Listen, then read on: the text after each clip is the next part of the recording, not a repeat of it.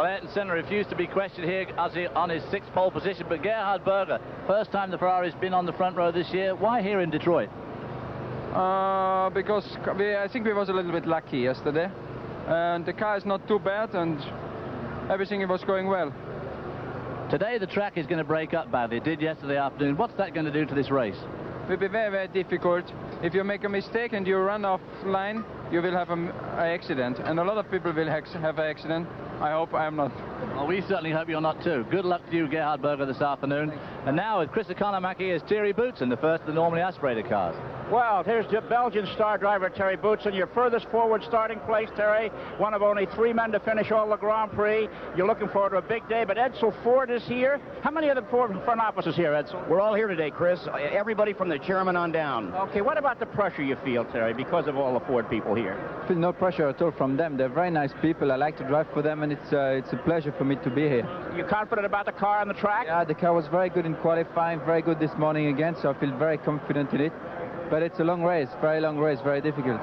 Well, we wish you a good race, Terry Boutsen. Thank you very much. Right, okay, and now as Terry Boutsen puts on his helmet, it's back to Ken Squire in the booth. A very difficult race indeed, and sharing the chores here in the announce booth is the 1980 world champion from Australia, Alan Jones. We talk about this as a street fight. We remember John Watson in 1982, Senna 2 years ago having a flat tire, coming back to win this thing. We call it a street fight. What do you call it? Well, Ken, I think it might have required a street fighter in the past, but I think today a ballerina dancer could win it. I think the track is going to break up, and I think it's going to require somebody with a tremendous amount of car feel and sensitivity to the car sliding around. And I think, for an example, I think Alain Prost will probably be the guy to deal with that situation better than anybody. The track is breaking up in 4 or 5 areas, and that will be one of the major stories we will be following. There you see Ayrton Senna, quietly sitting there by himself in what becomes the loneliest sport there is, in front of thousands here today at Detroit. Stand by for our live CBS coverage. Ladies and gentlemen, the starting order for the 7th annual Detroit Grand Prix. The pole for the 6th time this year from Brazil, Ayrton Senna. Commencing second, the surprise here from Austria, the Ferrari driver, Gerhard Berger. Third is Michele Alboreto, the 1983 winner of Detroit. Fourth is Alain Prost, the 2-time world champion. Commencing fifth will be Thierry Boutsen of Belgium, the first normally aspirated car. The 6th position, last year's most winning driver, Nigel Mansell. Commencing 7th is Alessandro Nannini of Italy in a Benetton Ford. 8th is the 3-time world champion and 84 Detroit winner, Nelson Piquet. 9th, Derek Warwick of Great Britain in an Aeros Megatron, still sore from his crash last week in Canada. Going to the 10th position, Riccardo Patrese of Italy. Then in 11th, it's Philippe Streff of France in the AGS Cosworth. The 12th position, Andre Di Cesare of Italy in a real Ford. Beginning in 13th will be Mauricio Gugelmin of Brazil, the March Judge. 14th is Philippe Elio of France. The 15th position, the USA entry, Eddie Cheever, who was second here in 82.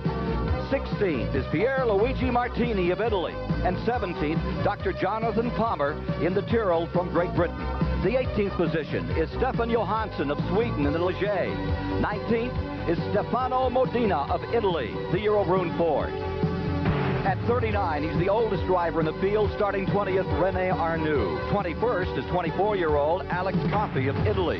Then in 22nd, from Great Britain, Julian Bailey in the 2nd Tyrrell car. 23rd is Oscar Larari of Argentina. 24th, Yannick Dalmas of France. And 25th, Luis Perez Sala of Spain. Completing the grid, Nicola Larini of Italy in the Osella car. So there you have the 26 starters for this, the 7th Detroit Grand Prix. Just moments ago, there was drama here. Nigel Mansell, who had qualified 6th, was bringing his car around. And as he did, the car broke down at the 5th turn of the 20 corners to be run here. He has come back after he had trouble with a constant velocity joint, braking part of the drivetrain. He got this piggyback ride, courtesy of the United States driver. There's hospitality for you. Eddie Cheever brought Nigel Mansell back, and he is on the course. He was in time. The pit road had not been closed, and he will start in 6th position for the race this afternoon. We're live with you in Detroit, and right now let's have David Hobbs give you a description of the 2.5-mile tour that they'll be taking 63 times under green flag conditions.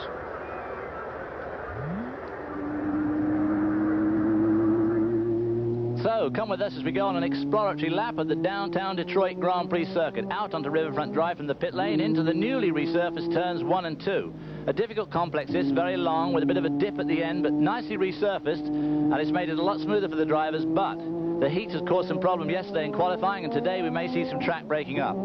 Down this straight, normally we would go from 2nd, 3rd, 4th and 5th up to about 135 miles an hour before braking really hard and back to 2nd for this right turn onto St. Antoine. A quick shoot up the hill here, 2nd to 3rd, back to 2nd as we turn right here, and onto quite a complex pit, which is turns 4, 5, 6 and 7. As we sweep through here, it goes left, left, left again. We have to brake here, going through this left-hand a little gently to start with, and then really put the brakes on here as we turn sharp left onto Congress and back to 2nd. As we go into Congress here, it's the park, a little sweep to the right, a sweep to the left. The car's up to about 145 miles an hour. We need to be careful of those white painted lines, and also some new manhole covers that have been put here to try and make the track a bit smoother, but they stick up just a little bit, and a lot of the drivers tell me they're actually bottoming out on those. Still in 2nd gear here. Okay, 2nd, 3rd and 4th as we go down Larned Street, under the tunnel. Of course, the gear shift pattern on these cars is all very different. Derek Warwick tells me, for instance, he makes 58 gear shifts per lap. That's going to be about 3,600 shifts during the course of the race. Thierry Boutsen, with a non-turbocharged engine, tells me he only makes about 31 gear shifts a lap. Whichever way you look at it,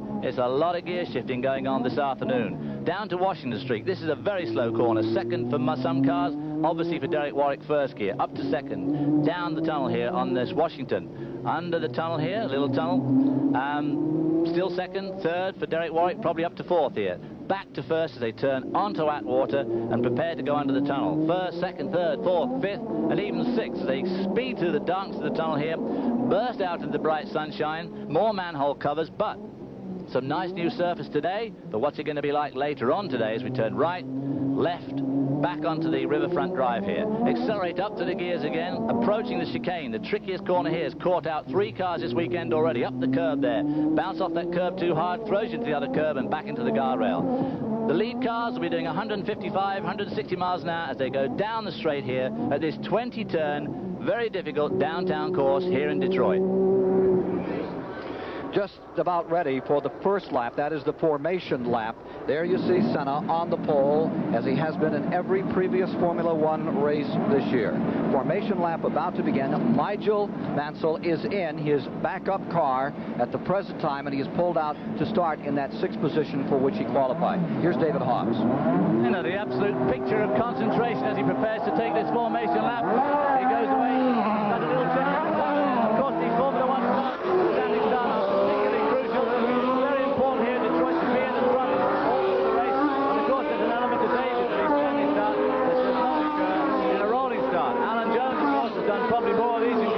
Than anybody in our broadcast team. Alan, how do you feel right now as you come out to the start of one of these very important Grand Prix races?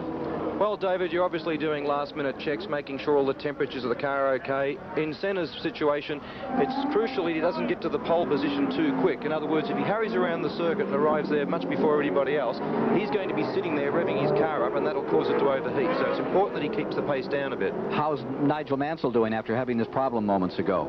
Well, he's got an extra problem. He's going to make sure that he's comfortable. The backup car, the T car, should be identical in every way, but of course they're not. There's always got those little idiosyncrasies that your race car didn't have.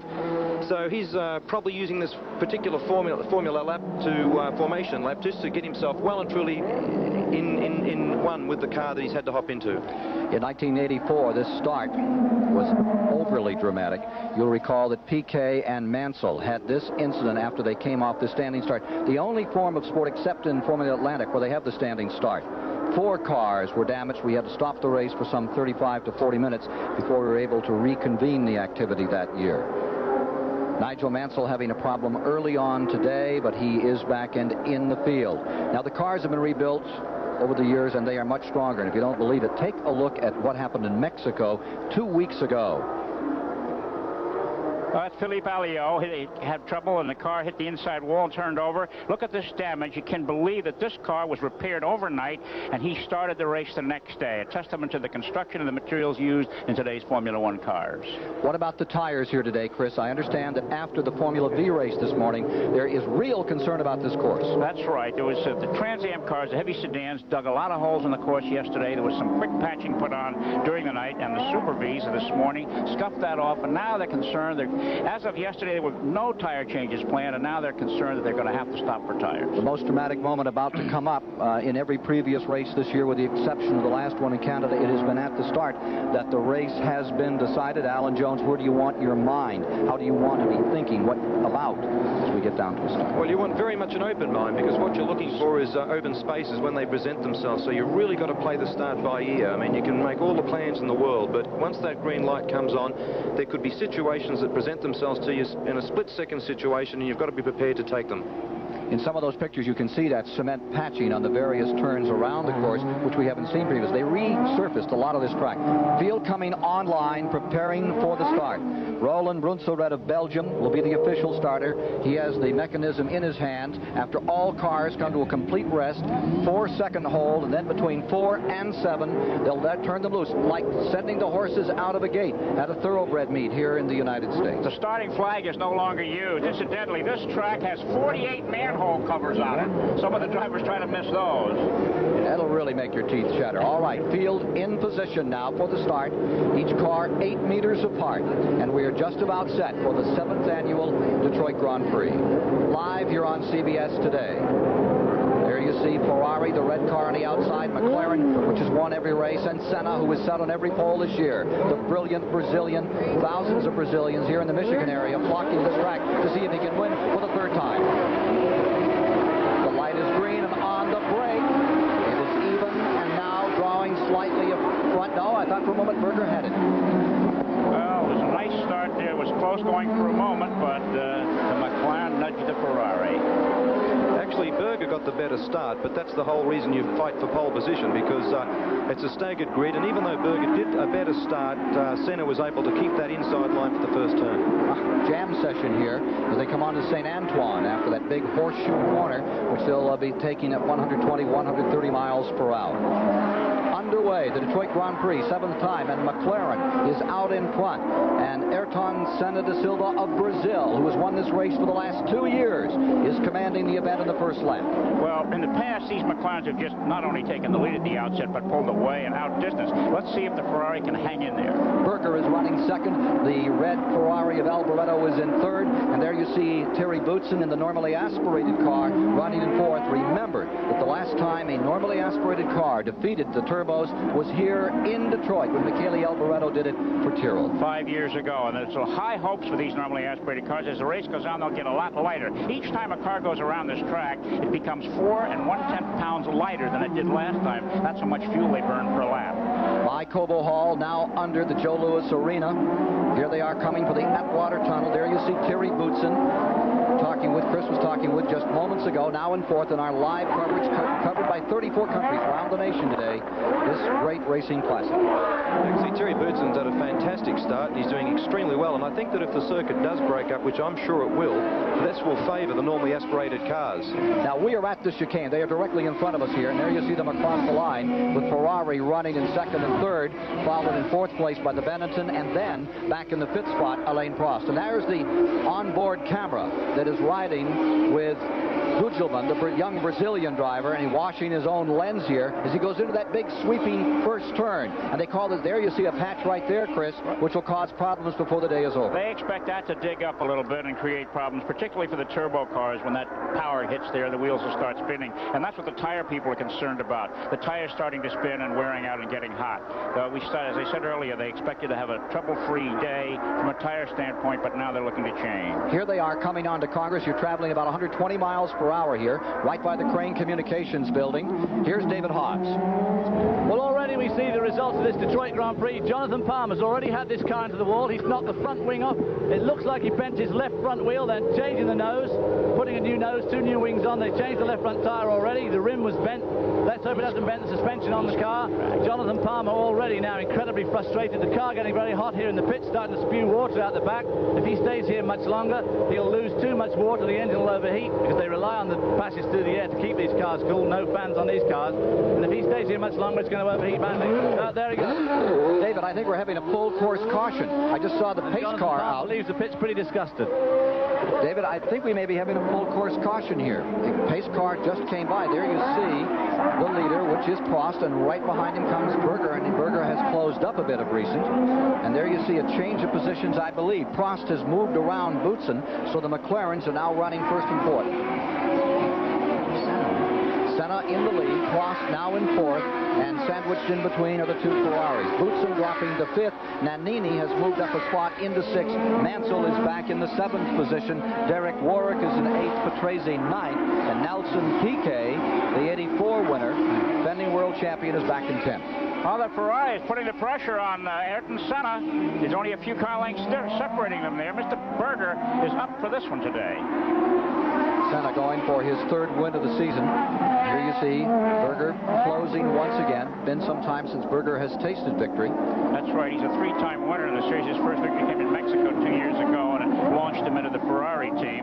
Senna yesterday said, when asked if he could sit on the pole in all the races and the team McLaren cars win all the races, he said nothing is impossible. Now that's confidence. Here are the front 4, still tightly grouped together, and I believe they have just moved the pace car down along this start-finish line area. It came whizzing by with its light on, and when you see a pace car on the track, that would usually indicate that there is something more happening, but that is not the issue. We are still under green, and there you see the yellow and green helmet of the Brazilian, Ayrton Senna, seeking his 8th victory in his career here today. Senna's victories here at Detroit have lured many Brazilians to this track. There are hundreds of there in the infield with the Brazilian flag, and they're rehearsing there. Brazil, Brazil cheers before the race got underway. They're ready for a Brazilian victory. Well, of course, Detroit wants a whole lot of Motown music tonight. If the Pistons can pull it off, as we'll see on CBS a little later this afternoon, but there may be a samba sound as well before this day is done. Here they are back for the chicane, which slows them down in the main straightaway, because right after that it's back to some 165 miles an hour before approaching turn 1. How racy, Alan, are the drivers right now at this early stage of the race? Are they trying to pass people, or are they sort of settling in? No, they're trying to pass people, Chris, because a lot of the work that you can get out of the way now might help you a bit later on. In other words, if you can build up a little bit of a cushion right now, when the track starts to break up, or if you have some little minor problem with the car, that little cushion that you've made earlier in the race can make the difference between a good place or not. Well, from my experience, it always seems to me that Formula One drivers somehow save something for the end. Well, it depends on the driver, Chris. I was always one that was very much in favour of legging off into the distance as early as I could. And then a little bit later on, if you got tired or if you had little troubles like that, well, then you had that little cushion that you'd build up. How tired are they going to get today? It's over 80 degrees out there and a bright sunshine and all that woman underwear they're wearing and everything. Got to be tough. Well, this is probably one of the most tiring and toughest circuits on the circuit, and I think they will get very tired. And of course, if the circuit does break up, it's going to be like driving in certain places in the wet, so that'll really keep them on their toes. What about, Alan, the cement walls on both sides? Road courses traditionally around the world have got grass verges. You make a mistake, you go out on the lawn and slow down and come back. You can't do that here. You certainly can't. It's like Monaco. It's like most street circuits. You can't afford the luxury of letting the car slide too wide. If you're on a normal circuit, the car can slide a little wide on the exit. You can just drag it back gradually. But on this particular circuit, you've got to be ever present that you cannot allow the car to drift too wide. If it kisses that wall, that's the end of your race. Well, considering that this is a day when Detroit is involved in a world championship in the NBA, and they could decide it all over the Lakers, the crowd here today is excessive. It's a grand crowd. It may be the largest they've ever had here in Detroit to enjoy this great Grand Prix event. We'll be back with more of the Detroit Grand Prix live after this message and a word from your local station. After 6 of the 64 laps have been completed, Ayrton Senna of Brazil from McLaren is leading. Gerhard Berger's Ferrari is in second, and now Alain Prost has moved into third. Michele Alboreto relegated to fourth. Terry Boutsen is in fifth, and Alessandro Nannini is currently in sixth place. That's the front 6 at the present time. Now let's get a report from the pits. Here's David Hobbs. Well, Goodyear Tire and Rubber Company make all the Formula One tires, and this year, of course, with less turbo boost and less horsepower, tire wear has not been a problem in at previous races. And Goodyear felt very confident in supplying these teams with a stickier rubber than they had here last year. Unfortunately, their plans were rather thrown out in yesterday afternoon's Trans Am race, which tore the track up. And these very soft tyres look like being in a lot of trouble this afternoon, especially in the heat of the sunshine. Here's Ayrton Senna's first set. As you can see, this is the left front, ready to go on the car, and stacked in the back of the pits. There's 3 or 4 more other sets already in their little tyre warmers, getting them warmed up to racing temperature before they put them on. Some of these teams look like they're expecting a lot of action here in the pits this afternoon in changing these tyres. Well, there you see them in their blankets, and now we have a car, either McLaren Prost is missing, or he's jumped around Berger, and I can't believe that he's done that. Alboreto is running. That is the leader coming to the line, and that is Ayrton Senna, and then Berger is now second, and running in third is Alboreto, and off the course apparently is Prost. We'll try to find where Prost is around this 2.5 mile. They say he's over toward turn 2, I understand. Well, a little Frenchman. No, he's into second. That is second place, and he is into second. He's passed both of the Ferraris and moved himself into second place. We have there is Senna in first, and maintaining second now is Prost, and we have the pass, the initial pass made by Prost on Alboreto for third place. We can take a look at that in a moment. Here it is, very short straightaway here, coming to the forward turn, and that's how he knocked down one of the Ferraris. What do you call it, Alan? What was the technique he used to pass him there? Well, I think this is typical Prost. They call him the professor, and he sits back and just sets himself up and picks them off, when he wants to. And this is very much his style. He'll just drive the race now, conserve the car, and I think he'll take the best advantage of the situation as it presents itself. Alboreto has passed Berger, and now so has Thierry Boutsen. Boutsen moving into fourth, and that puts one of those Ferraris slowing down. Berger is off the course, just in front of Cobo Hall. He brings the machine to a halt. Flat left rear tire, you can see that. Tough break for the Austrian. You know, the Pope blessed these 2 Ferraris about 2 weeks ago. And since the Pope blessed them, they didn't finish either in Canada, and now here one of them's out here. I don't know, it makes you become an agnostic, I think. I'm not saying anything, I'm a Catholic. So am I. So there you see one of the Ferrari hopes here today, the car that had set outside of the front row, in trouble, flat tire, and it's almost halfway around the course. So it's a long way back, and it's over this afternoon for Berger. And had he limped in, Alan, what would have happened to the car? Would he have destroyed the suspension or something? Well, I would have done it, Chris, because if he would have destroyed the suspension, he would have been no worse off than what he is right now, out of the race. True, one way of looking at it.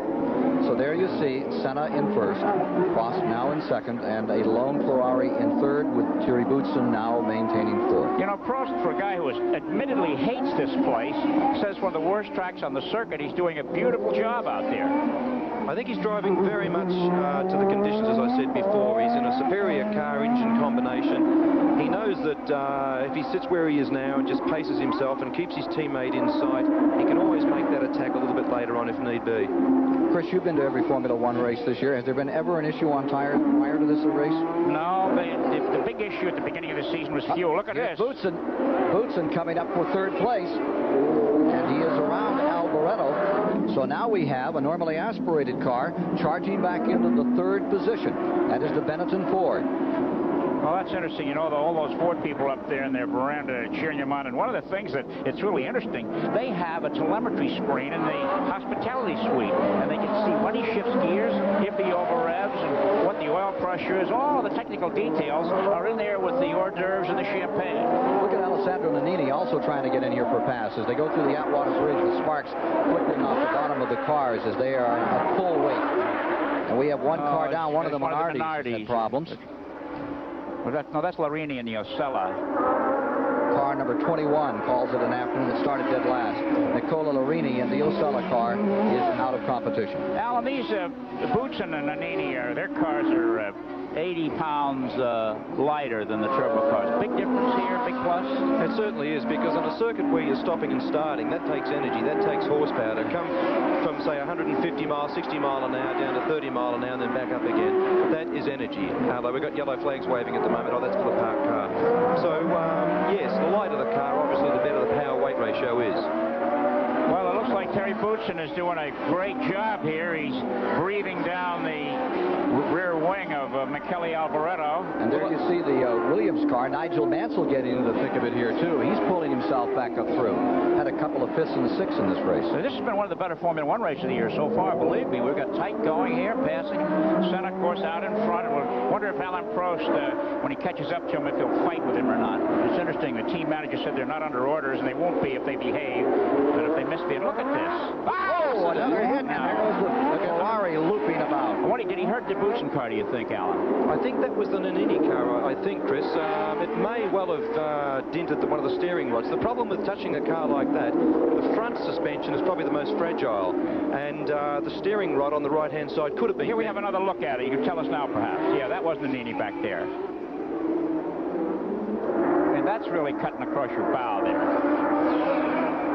Well, I think that may have damaged his front right-hand steering rod. Time will tell, but I think Mansell's doing a fabulous job considering that he's in his spare car. Coming out of Woodward Avenue, the Ferrari comes to a conclusion, apparently, in this Detroit Grand Prix, and both Ferraris have qualified 2nd and 3rd in trouble in the early going. Showing now 9 laps complete as we continue to watch Senna, and they're trying to get the Ferrari back in this game, rolling Michele-Alboreto back. Former winner of this event. This happened right at turn 10 on one of those tight street corners, right across the bow, Chris. That's right. You know, Enzo Ferrari is now 92 years old, I think, not well, and one of the things that's probably keeping him unwell are the performance of his racing cars on the Formula One circuit this year. But with a bit of luck, he mightn't be watching today, Chris. Yeah, right. I understand that he listens on the radio or on a telephone and does not watch television at all at each of these events. Gets reports directly from the circuit. So the McLarens are back running 1st and 2nd as they have throughout the season, but there's a major story building just behind, and we'll be following it live here on CBS.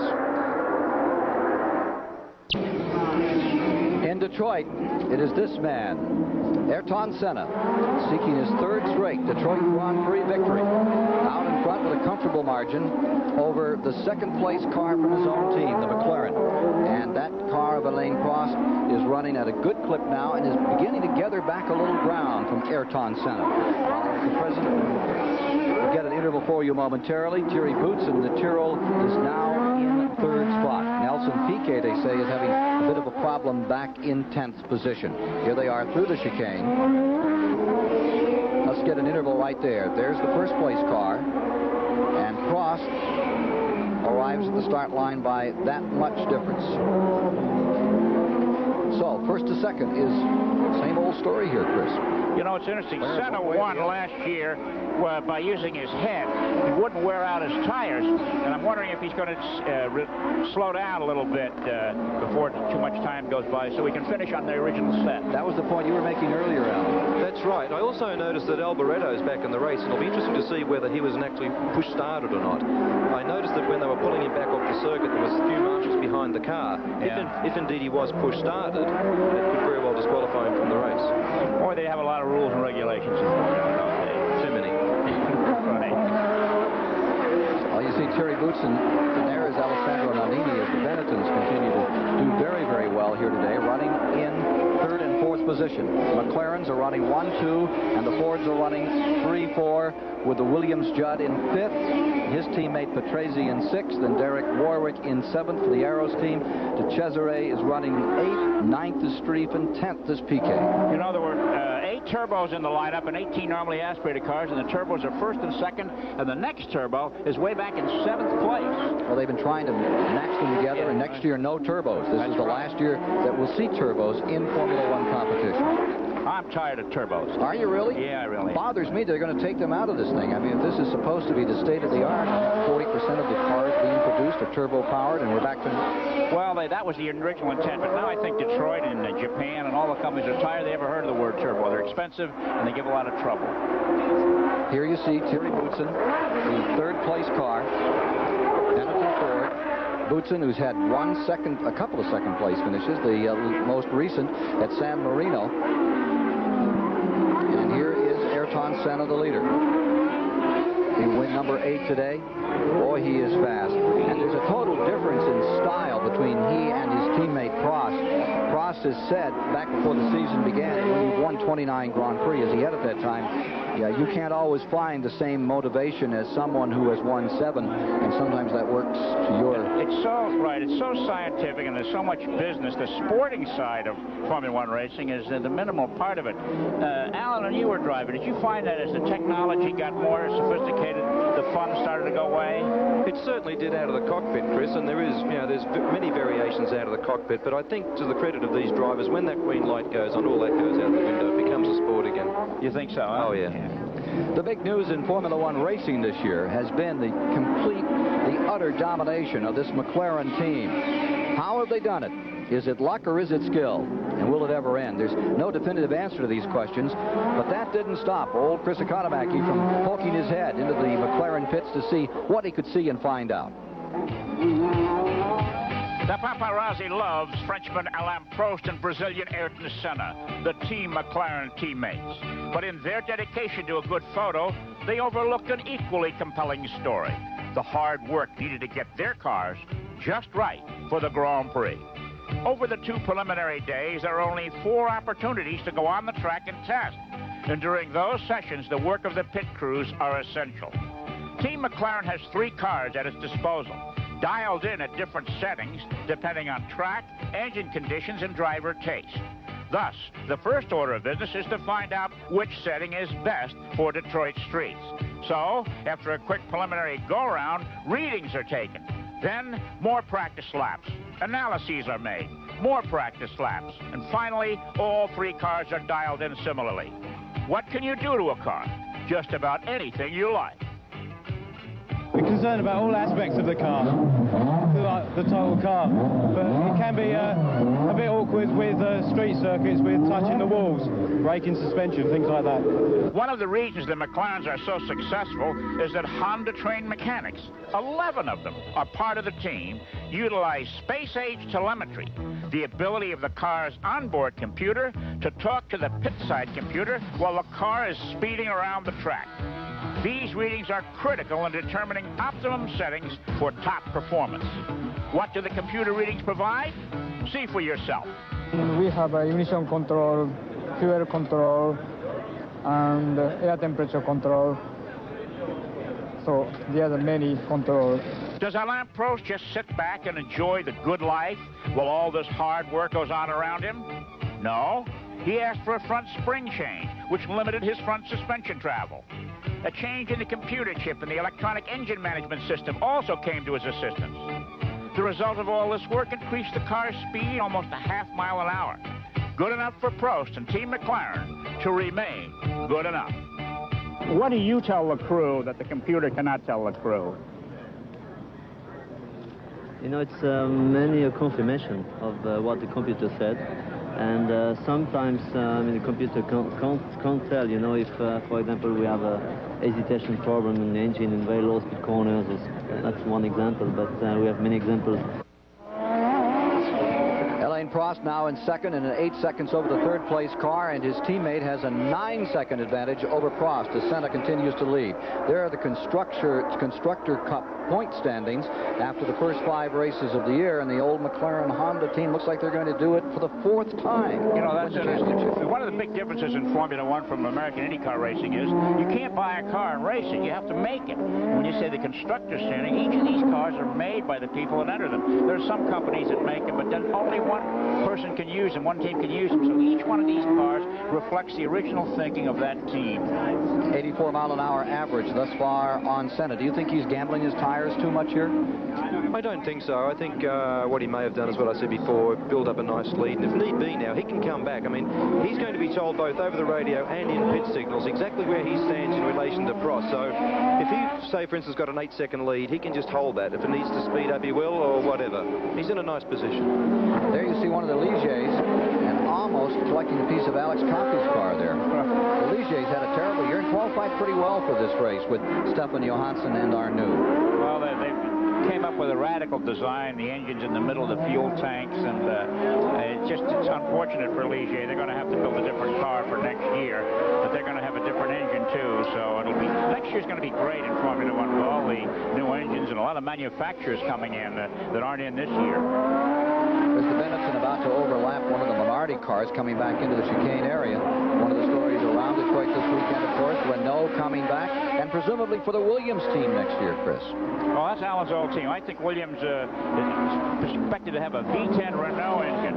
And that means an entirely different car, doesn't it, Alan? You got to design a car around the engine, its length and its width and its height. Completely different chassis altogether. They tailor-make these cars, as you say, Chris, to suit the engine. And I know that Patrick Head went to Renault several years ago, as well as Honda, and he was extremely impressed with their technology. And I think this is something that could have been in the wind now for a couple of years, quite frankly. Well, you know, Renault's engine in the Lotus a couple of years ago had that pneumatic valve action, which was quite good. Ken, are you up on pneumatic valve actions? No, not particularly. Right. But we are up on taking a break for some of our folks along the network today, as there's now an 8-second interval between first and second place. With 17 laps complete here on live coverage of the Detroit Grand Prix, Ayrton Senna da Silva of Brazil continues to lead for McLaren with his teammate Alain Prost in the second position. Boutsen is in third, and his teammate, who had been running fourth, is just pitted. Nigel Mansell has moved to fifth position. Riccardo Patrese is in sixth, and Alessandro Nannini's car being shown at the moment in that sixth position. Look at those positions. We have team cars 1 and 2, team cars 3 and 4, team cars 5 and 6. You know, the survival of the fittest.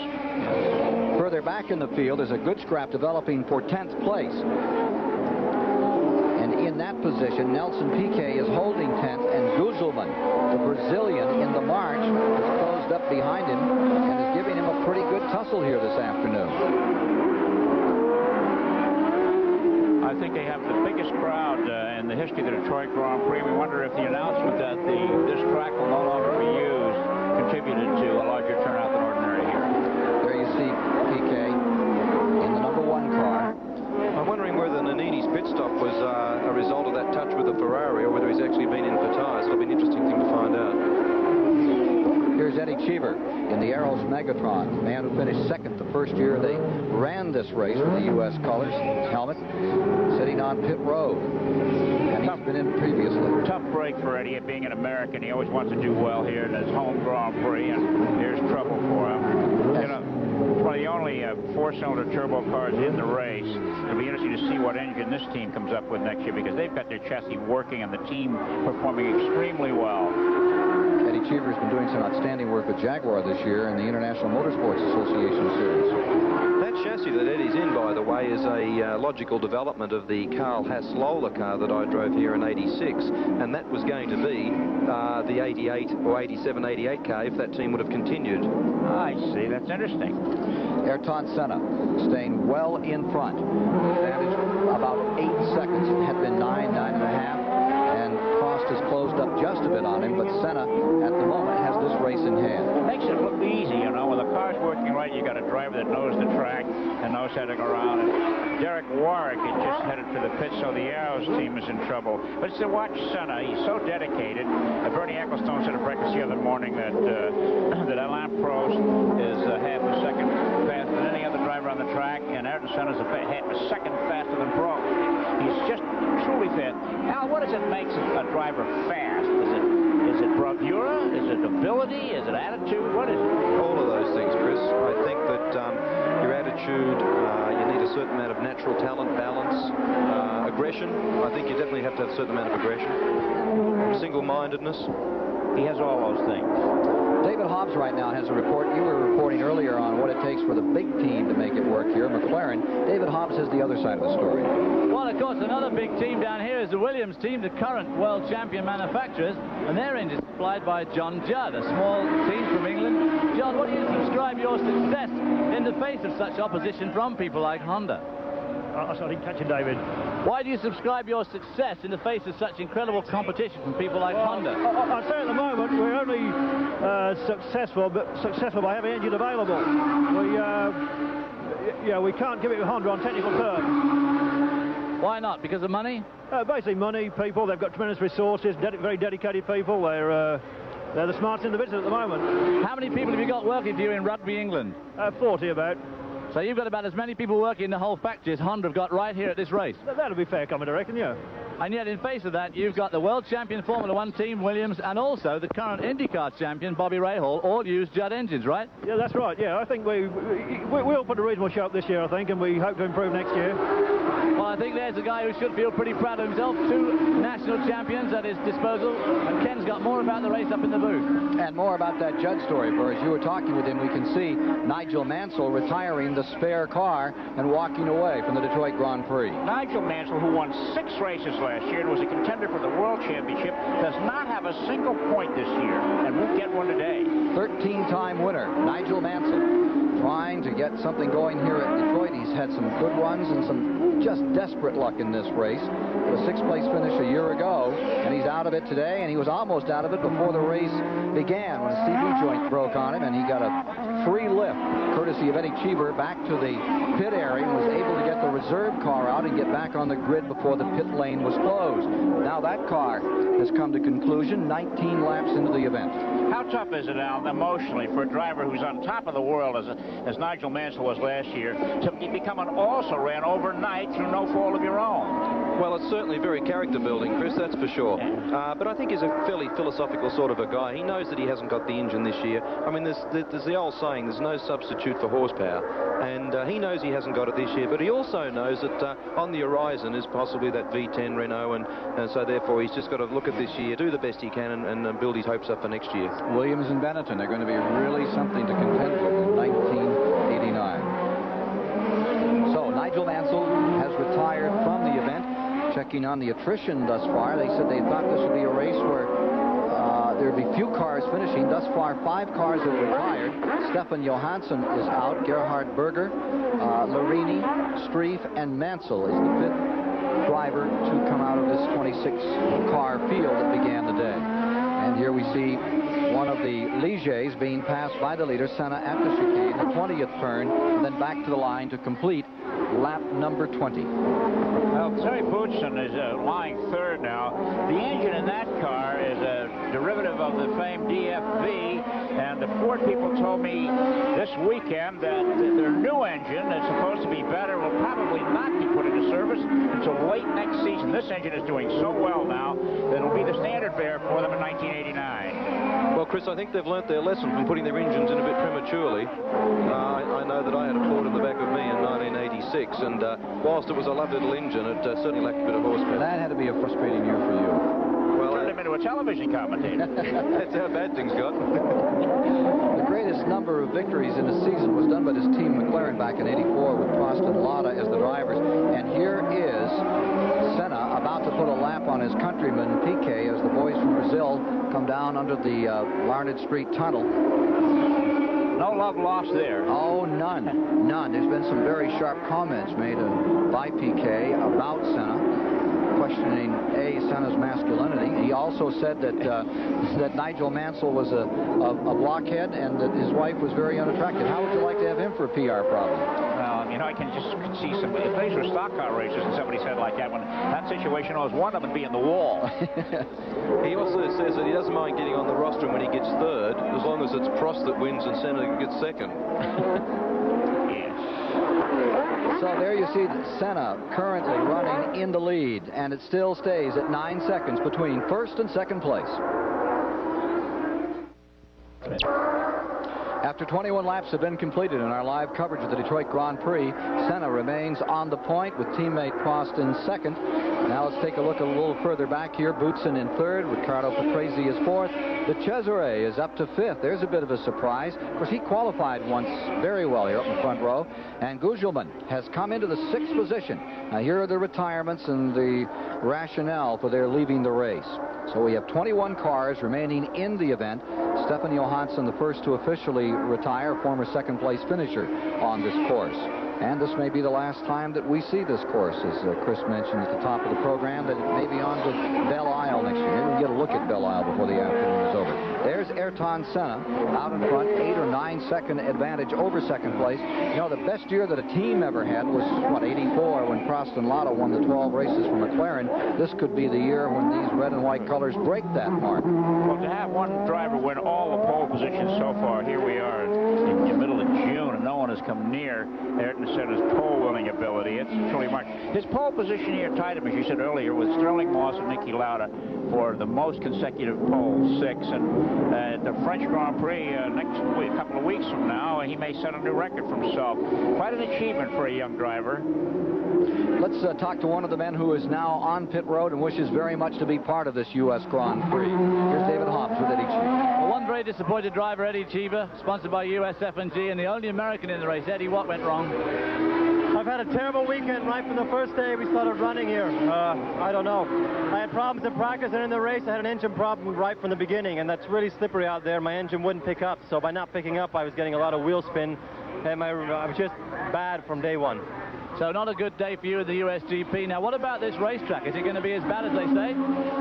I think it's going to be worse than everybody makes it out to be. I saw Piquet's tires, who was running in front of me, and they didn't look too good. I came in a little bit early because I was having a problem with the engine picking up and getting a lot of wheel spin. I think it's going to be very slippery, and the last 20 laps are going to be very difficult. For us the USF&G Aeros, it's a great disappointment today. This is our home Grand Prix, and this is the worst Grand Prix we've had the whole season. I hope it picks up from here on. Well, I hope it does, because your teammate, Derek Warwick's also been in. Do you know what he came in for? I saw it. I was sitting here waiting for them to fix my car, and I think he came in for tires also. I mean, the track is very slippery, and for some reason, it's eating up the tires at a rate that's unbelievable. I mean, I think you might see more than one pit stop even for the leaders.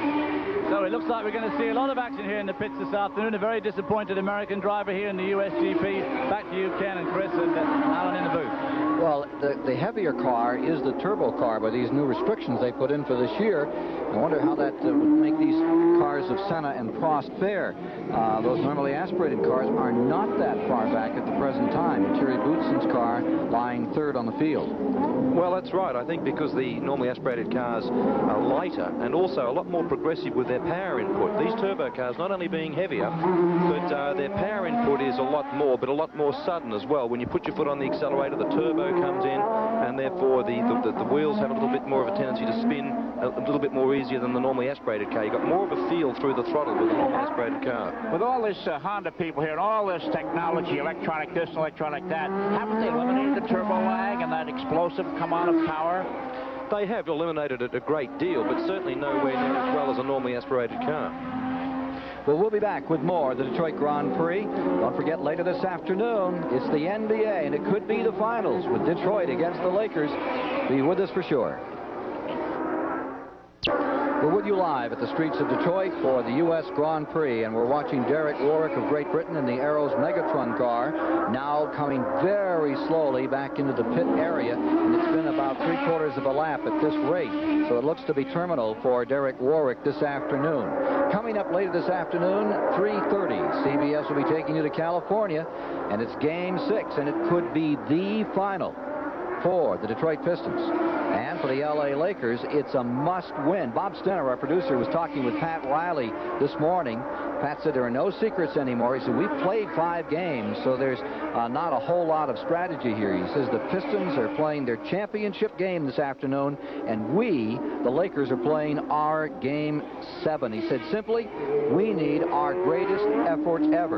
The thoughts of Chuck Daly that Bob also recorded we'll get back to a bit later in today's broadcast. Here you are watching Senna still continuing to draw. We'll get an interval for you now between the first and second place cars. Senna and Prost.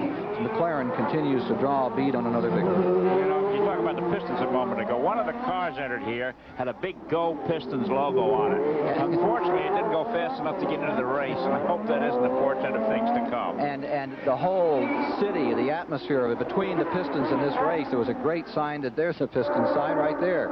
Said the newspaper yesterday had a blazing headline that said, Pistons are turbocharged. They go to Los Angeles. That's this afternoon, 3:30 here on CBS. Now there's the leader as we check the interval back to the second place in the companion car to Ayrton Senna.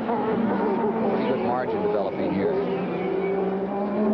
Gives you an idea of just how far apart those two are. As Prost continues to try to nip away and get back into this thing. Not as fiery, not as flamboyant in his driving. Now here's the number 4 car. Julian Bailey looks like it's running a tad slow here. Senna has lapped everybody but the 6th place man. That's how fast he's going and how well he's going. Taking a look back in the standings here, the 5th place is De Cesare, and there in 6th place is our in-car camera. That is Guzman out of Brazil, Ayrton Senna's good friend. That was the fellow that's in the blue car, the March, that Senna wanted with him as a Lotus teammate, Alan. That's correct. He wanted Guzman with him a couple of years ago, but guess who was supplying the engines then, and that's why Nakajima got the drive. Right. Here's the lens getting washed off and getting around a back marker and continuing to move through the field. I believe that was Oscar Larari that he just whirled around there. There's the Minardi, and then behind him comes the Larari ride. So, at this point, Guzman looks like he is going to score some points for March. They did pretty well the last time out up in Canada. They got a 5th place finish with those blue Ferraris. They may do it again today. His teammate Ivan Capelli had problems here yesterday and had an accident and broke a bone in his foot. It was a tough break for this personable young Italian. He's the comedian of the Formula One series, it seems. Here's another car in trouble. The Arrows, the 2nd one, is now... or rather, the 2nd Williams car is coming to a halt. Patrese is coming to a halt here. Ricardo Patrese down. So that means both Williams cars with the Jet Powers had trouble today. It's interesting, you know. Here, and there they are. Side by side. Wow. Leader going by. You know, it's interesting. When the cars run well, they run well together. The 2 McLarens are 1st and 2nd. The 2 Canada Williams cars are out of the race. The 2 Arrows cars are out of the race. In Canada, the 2 Ferraris went out of the race. They're like twin brothers or twin sisters. That's a real shame, because I thought these cars probably would have gone a lot better here than what they've shown so far. But they have been having a lot of trouble with the overheating in the Judd engine. And I think the chassis are working better and better by the race. But that's a real shame for Frank Williams, who's here today.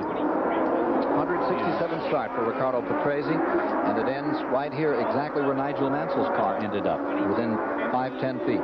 Meanwhile, Senna continues to move through. There's another of the Minardi cars directly in front of Ayrton Senna in the turbo-powered McLaren Honda-powered machine, going by the City County building here off of Woodward Avenue, now down Jefferson, headed back to the Cobo Hall and to the Joe Louis Arena area of Detroit. Ayrton Senna leading here in the Detroit Grand Prix. He wins it today. It'll be 3 straight for him in 3 different kinds of cars. His first victory was in a Lotus Renault, the 2nd victory in a Lotus Honda, and today would be a McLaren-Honda. Let's go to David Hobbs, who's standing by with Nigel Mansell. Nigel, you've always done so well here, Detroit. What happened today? The engine just stopped, and my race car on the warm-up lap to the grid, drive shaft or the gearbox broke. So I was using the T car. I think they've got engine trouble too. Certainly, definitely. And our engine just stopped. And now I hear your teammate Patrese down as well. Do you know if it's the same problem? I thought he was still in 4th. Oh, I think he's out too, I just heard on the headset. Oh boy. So a bad day for the Williams team. It's been a great day again. What about the golf match over there in Boston? The golf is fantastic, because if you blow up at golf or put the ball in the water, you get another one out of your pocket, and you drop it on the floor, and you drop 2 shots or something, and you just play on. So there we can see where Nigel Mansell's heart is this afternoon, watching his old pal Sandy Lyle over in Boston. Thanks, Nigel, and sorry to see you out the race. Okay, and I hope Nick Faldo's there too. Thank you. And Piquet is now out of the race as well. Former winner and 3-time world champion Nelson Piquet is walking away from the Lotus car. End of the day for that team. Talking of golf, Nigel Mansell was telling me yesterday that he's actually been accepted for the Australian Open. And a very good friend of his, obviously, is Greg Norman, and Greg's been coaching him, and Nigel's been playing 71s and 70s, and he's been accepted for the Australian Open, so he's looking forward to that. His favorite golf course is right here in Michigan, in the United States, that is. There goes Nelson Piquet. In addition to the battle among cars, there's a battle among sponsors here. Here's the one cigarette company's cars are 1st and 2nd. Another cigarette company's car just went out of the race. Chris, did you notice where with the March car that's carrying our camera, they picked up their 89th different sponsor for that car here at Detroit? It's a lot of sponsorship. You know, it takes a lot of money to run one of these cars. You need a lot of sponsorship. Auto racing in general, with the high-tech mode that it's in, has become a colossal charity case. Here's the Senna car out in front, and this colossal charity case right here looks like he's going to take his third win of the season the way things are going at the present time. We'll be back with more of the Detroit Grand Prix after this message and a word from your local station. 31 of the 64 laps are complete this afternoon in the Detroit Grand Prix. And from the Goodyear Blimp Enterprise out of Pompano Beach, Florida, you're looking at Belle Isle to be the new home of the Detroit Grand Prix. After 70 years here circling the Renaissance Center in Detroit, the word is it's going to move to that end of the island right there that you're looking at. And Chris, it's a story of economics. Well, that's true. It's going to cost about $20 million to build this course. And from what I understand is the racing people feel the mayor's going to pay for it. And the mayor feels the racing people are going to pay for it. And I heard the agreement in principle. I heard the governor being said we're going to get it done. We're going to get this built on television the other night here in town. The interest that this race has generated for Detroit is monumental, and I think maybe industry will get in there and catalyze this with a few bucks. I was going to say, Chris, it might revert back to the good old sponsor again. Right. Here you see Ayrton Senna carrying his sponsorship color mighty proud today as he continues to draw away. Now he's picked up a couple of seconds on Prost, running in the second position as McLaren continues to dominate. They took 300 horsepower away from these turbo cars at the beginning of the season, but apparently somebody forgot to tell McLaren. I guess, you know, but Senna, I've never seen a driver so car conscious as Ayrton Senna. He picks a car the way a Jewish mother picks a son-in-law, very carefully. I mean, he goes over every aspect of that car before the race, and it's just right. Here's Andre de Cesare, I believe, that is running currently. Now we're further back. We're back in the 12th position. Let's see, is that the 22 car of Andre de Cesare right there? And he would be running in 4th. The blue car is the real Ford, and that's a wheel maker out of Europe that is Cosworth powered, running in 4th position. This could be de Cesare's greatest day.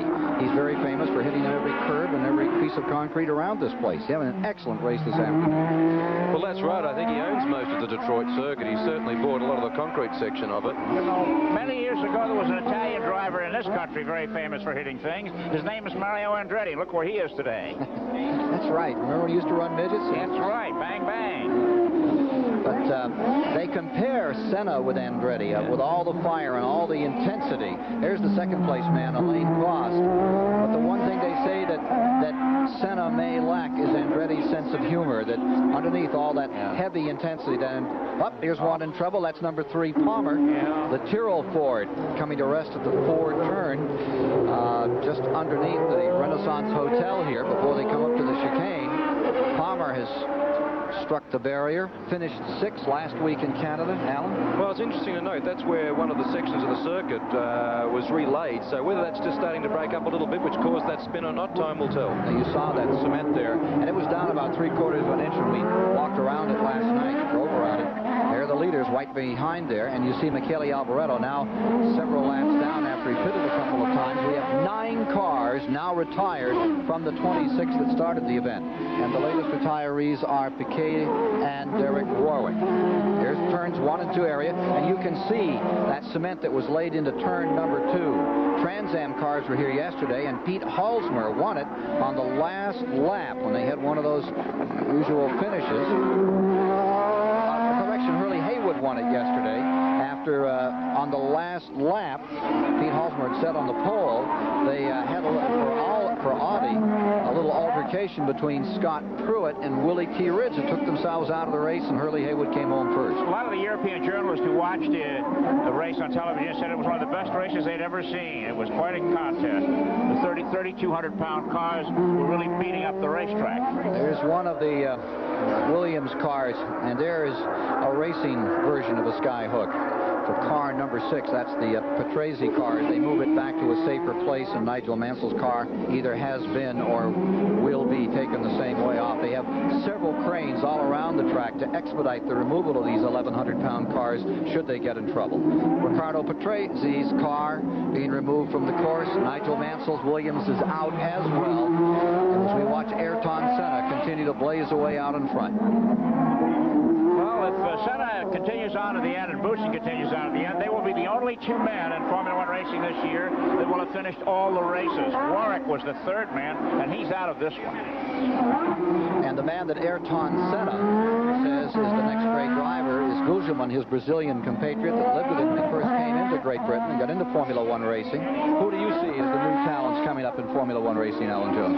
Well, I think Nannini's showing a tremendous amount of talent, considering the amount of races that he's done and where he is today. I think he's got a great future. It's interesting to note with those skyhooks, Ken, that the reason that they need so many of them around the circuit is because with the cement walls and the Armco, they literally cannot push the cars out of the way, so they've got to lift them out of the way. Derek Warwick is back on the course again in the Aros Megatron car, the team of Jackie Oliver that I think a lot of Americans root for. Derek Warwick told an interesting story the other day. He said he went to one of these sponsored dinners on a Friday in a former race and explained that his car just wouldn't get going that day and he'd had a tough day. And in the question and answer session, one of the guests asked him, was he sure the handbrake wasn't on? Yeah, well, you do get this, Chris. Yeah. Here you see Senna continuing to work away in first place as he has to right from the outset of this event. Gerhard Berger jumped in front for about 6 feet, and then it was Ayrton Senna all the way. And here's another car in trouble. That is Warwick, who just came back on the course. And he was out for just a few moments, and misfortune strikes. Well, of course, that might have been cold tyres. That might have been into the pits for a fresh set of tyres, and he's gone out and perhaps got into it a little bit too quickly, and it looks like he's understeered into the fence. Derek was at the Milwaukee kart race earlier this month, thinking about a possible IndyCar career. Alan, you went that route, the IndyCar career. Is it right for a Formula One driver, you think? Well, I thought about it for about 0.3 of a second, and then we went back to road racing. Why? Why so sure? Well, I had a go at Ontario Motor Speedway, which they tell me is almost a replica of Indy in terms of distance and layout and what have you. And I drove a backup car belonging to Bill Simpson, which was an old McLaren, and it didn't do anything for me at all. Perhaps if they would have painted trees on the wall or something, I would have felt more at home. But I just didn't feel comfortable with it. Turn 12 is the Terminator for Derek Warwick. That's right down in front of the Cobo Hall area, and that's where he comes to rest. It's the longest walk back to the pits. Absolutely. Well, but he's near the garage area because they garage these cars in the bottom of the Cobo Hall area, so perhaps he has some of his clothes stashed away down there. He could take the people mover. Actually, if you look at that photograph, there was huge skid marks going into the corner, so it might suggest he would have left his braking a little bit late, and because of the cold tyres, they haven't gripped, and he's just literally understeered straight off into the Armco. Yeah, look at him. Well, that's not turn 12. That's down toward the tunnel. That's beyond that area. It's down toward the Atwater Street corner where he finally came to rest. As these cars leave the race, there's 10 of them, or 9 or 10 out of the race. That makes the traffic less dense, Alan, and probably easier for those that are out there. Well, that's one way of looking at it, Chris, I suppose, yeah. It certainly does. I mean, obviously, particularly if the cars that are out are the ones that are being lapped more frequently, it does make Senna and Prost's job a little easier, for sure. Ayrton Senna maintaining this very healthy lead here at Detroit in our live coverage this afternoon. Later today, CBS brings you the Lakers and the Pistons, Game 6. It's in Los Angeles. Everyone around Detroit is really geared up for a serious contest that will see them come home victorious. And, of course, in Los Angeles, they're looking forward to a Game 7. You'll know this afternoon. Just past the midway point in the 7th annual Detroit Grand Prix, and Ayrton Senna of Brazil for Team McLaren. Looks like he's on his way to a third straight, with Alain Prost now running in second position, his teammate. Thierry Boutsen has brought the Benetton Ford to third position, the first of the normally aspirated cars. And then Andre de Cesare. Marvelous day for him. He, too, in a Ford, is up into the 4th position.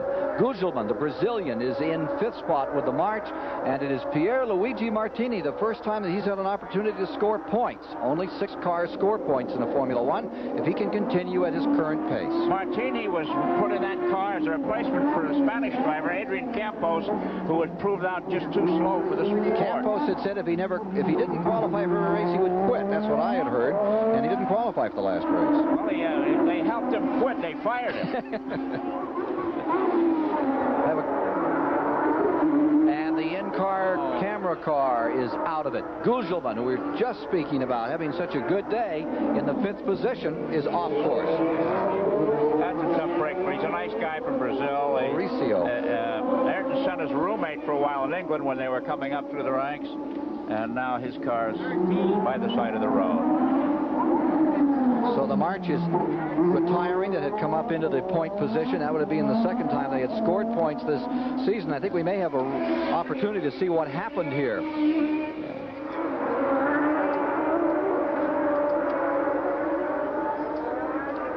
It's brought it to a halt there. Pretty hard to tell what happened to Guzelman at that point in the race. He gets high marks for angle parking. I think it was just a pure case of mechanical problems and he's pulled off.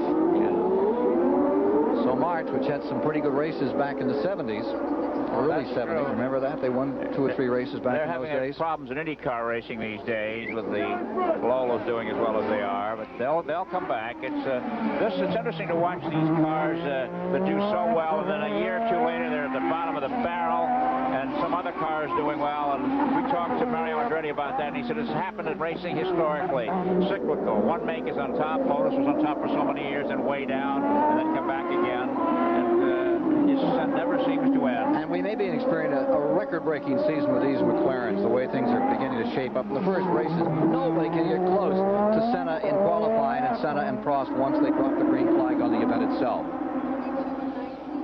David Hobbs is at race control. Let's visit him now. Well, there's a cathedral-like hush here in race control as the officials here watch these 10 monitors plus 2 scoreboards. They've got the line monitor that you got up there in the booth, and of course they've got some more steady monitors of some of the corners. In a city street circuit like this, of course, it's particularly important that they have these monitors so they can see what's going on around the track, unlike, say, Daytona or the Indy 500, where you can see every car everywhere on the track. We've got some American officials in here, Roger Indy, who's the clerk of the course, with his assistant. And, of course, we've got some permanent FISA officials who travel the Formula One circuit with the world. In the corner there's the map with the coloured portion showing who's where, what medical facilities are, where they are on the circuit, how they're moving around. And, of course, a scorer who's sitting there writing down comments on things that are happening. So there you have it here in race control, very quiet, very hushed, and very seriously, intently watching all these monitors.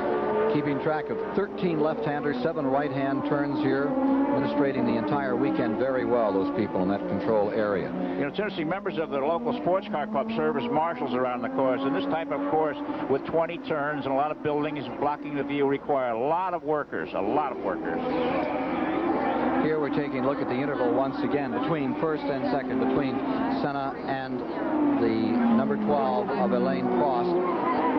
There's the leader, Senna. And it's better than 8 seconds they're recording at the present time. Let's take a look at the rest of the schedule here this season in the Formula One competition. Here's how it began. Detroit coming up is France. They'll be in southern France at Paul Ricard come July the 3rd, and then on to the British Grand Prix. That's back at Silverstone again this year, next couple of years. It's rather featureless track. West Germany on the 24th of July is going to be the Hockenheim circuit. Hungary's your favorite, isn't it, Chris?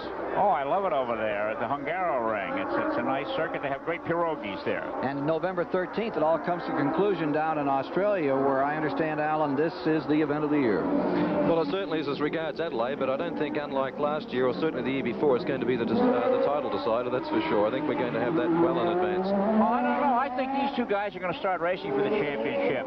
Oh, certainly it may be for drivers, Chris, yeah, certainly not for manufacturers. Oh, that's true. I talked to Prost yesterday and asked him about this, and he said, well, if there's a championship at stake, he says, we're going to race for it. Well, I think they're racing for it now, quite frankly. I think, as you said before, there is no orders in the McLaren camp, and, you know, when that green light goes on, these two guys are just racing each other. When you drove for Williams, were you under orders? No, we weren't. In fact, there was a bit of controversy in 1980, I think it was. We had this complicated rule that if one driver was more than, I think, or less than 5 seconds in front of the other driver, and we were in turn 15 seconds in front of the guy who was third, we had to hold station. But if it didn't get to that, we could race each other. Pretty good struggle here for 6th position. Notice the red car. Coffey and Prost has just come into the pits. Coffey is running in the 6th position. Directly behind him is Arnoux, and there is Alain Prost on pit road. You know, his interval dropped to 20 seconds on that one lap. Obviously, his tires have gone away. Now, this could be a very interesting turn in the race, you know, because if Senna decides to keep going and Prost comes in at the right time and gets fresh tires, this could help him tremendously. Now watch Prost set up the race's fastest lap. Arnoux in number 25, the oldest driver in the race, getting in between those two cars, battling for 6th position. There you see Alex Coffey in the red red car, and directly behind him comes one of the McLarens, scooting underneath him down Jefferson. Behind Coffey, fighting for position, is Arnoux in the Ligier. Yeah, that lap that Prost took to stop was an over 2 minute and 10-second lap. So his car had slowed way down in the last lap or so before he went in for a rubber change. Inflation problem? Now it'll be interesting to see what Senna does. Well, here's the contest on the course. Alex Coffey, who for the first time has an opportunity to score points, is being challenged by Arnoux, a 7-time winner in Formula One. There's a lot of starts. And Chris pointed out earlier that Ligier has had just a terrible year. The design has not worked at all, but they have qualified a little better here in Detroit. A couple of races they didn't get a Ligier on the grid. That's right, you missed it out. Prost's stop actually wasn't such a hot one by Formula One standards. It was 11.8 seconds. So it'll be interesting to see what they can do with Senna if and when he comes in. And they have radio control of those drivers now. It'll be interesting to find out if they're planning to bring Senna in to get a little insurance for a 1-2 finish on McLaren here today. More shortly. No. We're back with you, and Senna has just pitted for 10 and 8/10 seconds for a tire change. We can show it to you here. Moments ago on pit road, Senna, the leader, pulling on pit road here in Detroit, slapping on new Goodyear tires. Remember that his teammate was in 11 and 8/10 seconds, 10-8, and he's back out. And that in the process of getting on pit road, Prost had run very slowly. Senna came in blazing. Senna retains the lead. There's the interval out. More 32 seconds. So he takes his pits, changes tires, and never gives up the lead. There you see the third place car being shown as Boutsen. Thierry Boutsen's car. The Benetton Ford, normally aspirated car. And there you see the man that is in third. Let's run down. The Ford people had hoped that if the McLaren did have to stop, that one of their cars would have taken the lead, but it's not that way. No, they've got such an advantage. It's a luxury to be able to come in and do a pit stop like that and still go out with a substantial lead. There was a brief report that he had pulled himself up in the lead. I don't think he was able to make up that much time. Thierry Boutsen in car number 20 for the Benetton Ford team.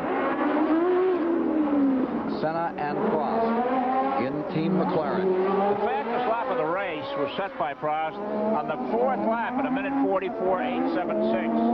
So here we are, 42 laps into the race, and the hot stuff was at the beginning. Philip Ailio's car. And Ailio running well back in the field in the Lola Ford, but running. Lola tries to get some of their problems sorted out this year. 12 cars have retired. The latest retirees are Oscar Lawari and Nannini. Alessandro Nannini has fallen by the wayside. 12 now out of the 26 that started. Dr. Palmer's car was reported the fastest car except for the McLarens here today. Well, only 3 cars are on the lead lap. The 2 McLarens and Terry Boutsen and the Benetton. Reviewing those standings for you after these pit stops up in front. As we have it, Senna is first, Prost is second, Boutsen third. De Cesare is in fourth with the real Ford, and then in fifth is Martini, sixth is Coffey, and seventh is Arnoux. And Arnoux has been nipping away at the red number 36, the Dallara, which is about to score its first points in Formula One composition if everything hangs together there. Manufacturers' Championship seems little doubt that McLaren is on its way to its 4th victory in that category. But the driver title, we'll take the gloves off here a little later this season, I am sure. Prost has been very careful over the first few races, but the sense was that without driver's orders that he would pick up the pace considerably in the last half of the season. Here's Senna maintaining first, and he has done nothing but continue to build on that lead since the get-go here this afternoon.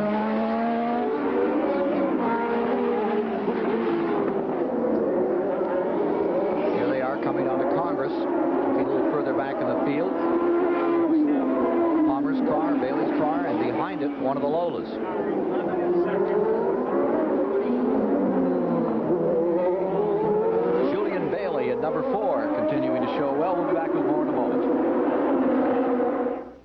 have to dictate things. We have to attack. We're not going to be in a reactionary situation. So those are the thoughts of Chuck Daly as they settle down to this afternoon's game number 6 of the NBA, that's passed on to our producer, Bob Stenner. And here we're fighting for 11th place in this event. It's a pretty good scrap that's going on. Julian Bailey, who was the first Britisher to really do well in the Formula 3000 series, driving the Tyrrell car, is having his own little personal war with Philip Alliot, and at the moment Bailey's had the best of it. Julian Bailey running 11th position. Bailey is apparently quite a fundraiser in addition to being a racing driver. It's said that he brought $2 million to the Tyrrell team for that ride. And he used to be a window washer. I've been a window washer, an insurance salesman, a furniture. He would do anything to keep going. His folks are British. He was brought up down in Spain, and whatever it would take to get in a race car, he's willing to do. Maybe saw us up through the window that it resulted in a $2 million sponsor. There you see, first of all, and once again, Philip Alliot has moved around. There's the Minardi. For a moment, we were back with Fred Bailey, not the case. As you watch the car that is being shown in 3rd place, Thierry Boutsen. A little earlier on, Arnoux had a nice little spin while he was having a go at trying to get past Caffey, but he gathered it up without hitting anything, and he's off and after him again. Point counting positions in the race: Senna first, Prost second, Boutsen third, De Cesare in 4th, Martini is in 5th, and Alex Coffey is in 6th. You know, Martini's a 27-year-old Italian, brought in to replace Campos, as we mentioned earlier, and he's going to get a point today. That team has not been doing well this year. Shows it with a different driver, it can do well. Someone's made a right decision somewhere. Yeah. 44 laps are now complete. 64 the distance to be run on this 2.5-mile course in Detroit. And McLaren is just thrashing everyone, as they have in every event this year. This is event number 6. It started in Brazil, then went to Italy for the 2nd event. From there, they moved on, and in race number 3, it was Monaco on that very tight street course. Then Mexico, then Canada, and wherever they have flown their colors, this McLaren team has come out on top. And Ayrton Senna has started every race on the pole. A lot of Brazilians around Detroit, better than 1,000. They have a club in this area. And right now, David Hobbs is with some of those Brazilian fans of Ayrton Senna. Well, it's a real carnival here behind the grandstands here, the downtown streets of Detroit. We've been down to some of the food concession stands. There's some great food there. And there's a fan here of Ayrton Senna. Flavio is the name, I believe, from Brazil. Yeah. What do you think of Ayrton so far? Big lead. Yeah, he's going to win. We're going to have a carnival over here after the race. A big carnival? Yeah, a big party over here with Brazilians. What are you doing here in the States? I work for Action Program, and I'm living here for a year. What do you think of the Detroit Laker game that's coming up this afternoon on CBS after the race? You going to watch that? Pardon me? The Lakers Pistons game on the television this afternoon at 3:30. Sure going to beat the LA Lakers. Well, there you got a man that wants to beat the LA Lakers. A big Ayrton Senna fan, got his Brazilian flag here, ready to go. And I'm sure the way race is going so far, we're going to have another Brazilian picture here in Detroit this afternoon. Pretty intense day for Detroit fans, David. Here's Ayrton Senna leading in the Formula 1 race, and for all racing fans, and later on. And there's a few other things going on in Detroit this afternoon. There they are. There's the bottom of the 3rd, the American League, Toronto and Detroit, and Tiger Stadium. They're battling for that front spot in the East. From the Goodyear blimp. It's from the old Enterprise we're getting these shots of Tiger Stadium this afternoon. Now the Tigers are rolling around this 2.5-mile track, clawing away at each other. And at the present time, for an excellent house, Senna and Prost for McLaren are leading. Boutsen in the Benetton Ford and the Cesare lies 4th. You think there's more people in the baseball stadium than here, Kenny? I bet you there are. This is a great crowd that's turned out, and a surprising crowd. Alan, take a look at the shot there, that stuff on the track. Those are the marbles, right? Yeah, that's what we call marbles. And if you get on them, it's like walking on marbles. You slide all over the place. It's interesting to see also that Alboretto's charging at the moment. I think he'll be in the top 6 really soon. He's 8th at the moment. Michele Alboretto's Ferrari, which had qualified for 3rd for the event, fell back in the early going, is running 2 laps down, trying to make up some time and score a point or 2.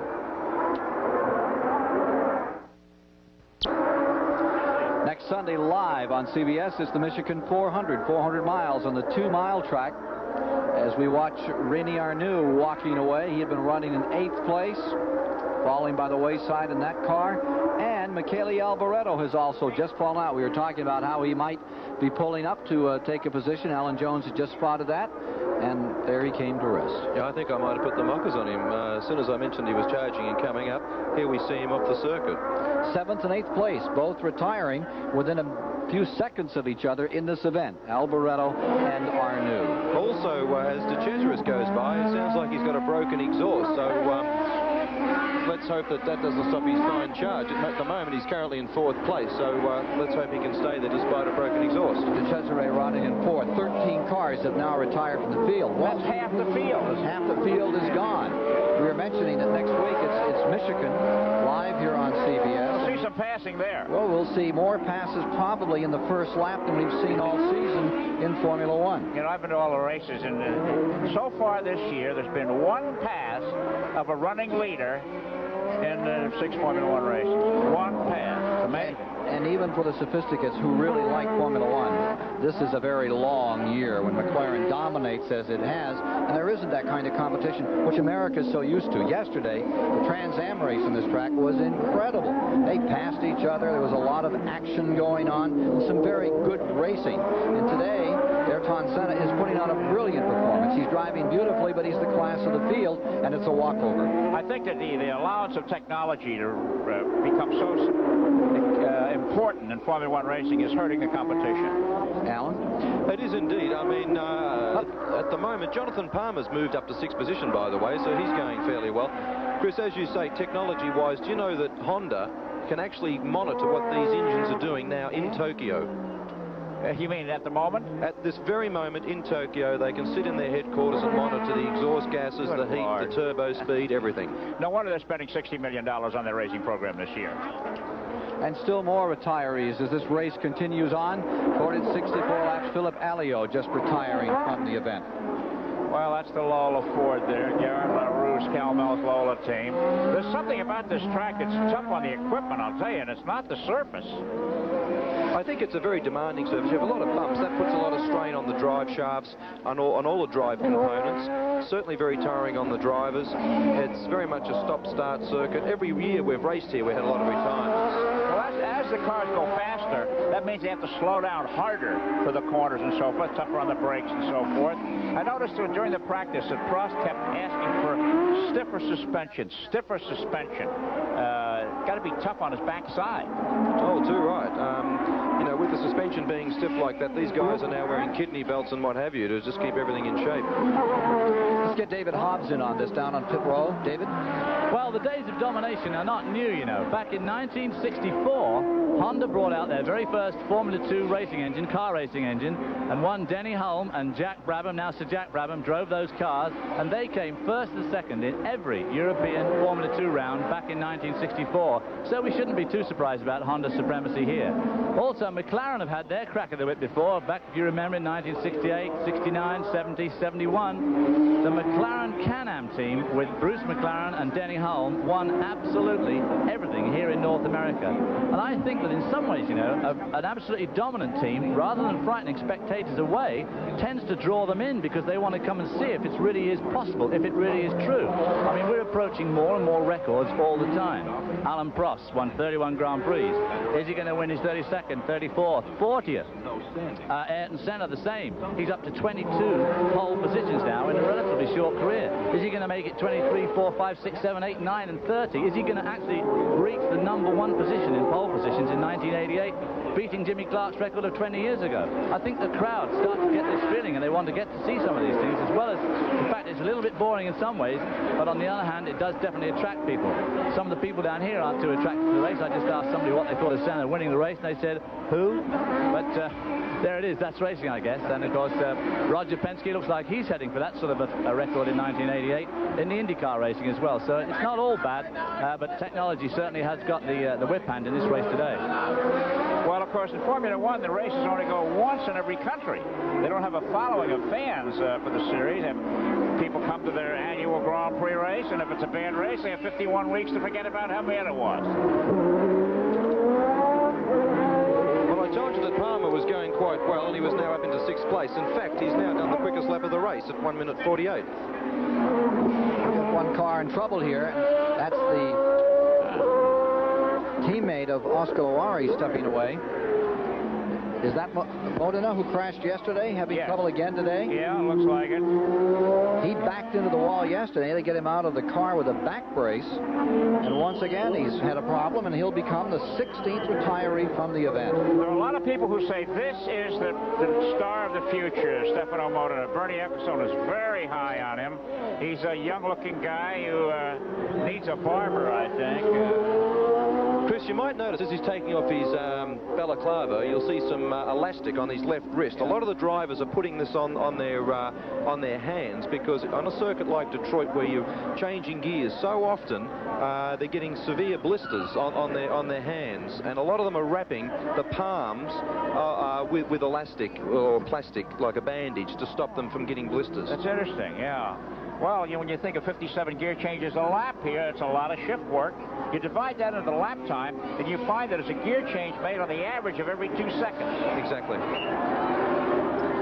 There's the leader, and he's just lapped the third-place car. He's lapped Terry Boutsen as he came by. Show off.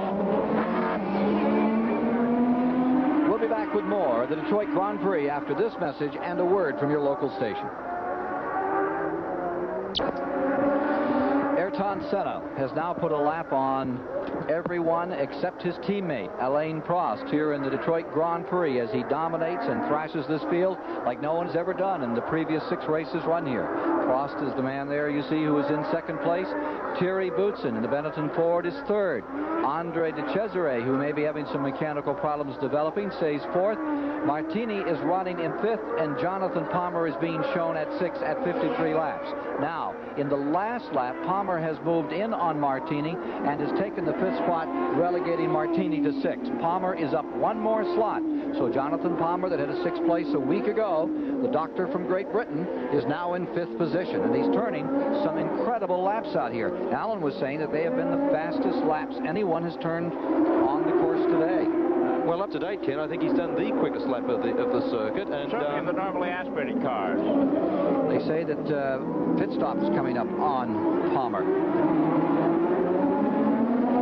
I think actually Jonathan made a pit stop on the first lap. I think he damaged the front of his car, had to make that pit stop. So it's an interesting speculation to see where he might be had he not had to make that stop. That's right. That's right. He was giving Boutsen a battle for 3rd place, probably. Yeah, he's going really well. He's charging.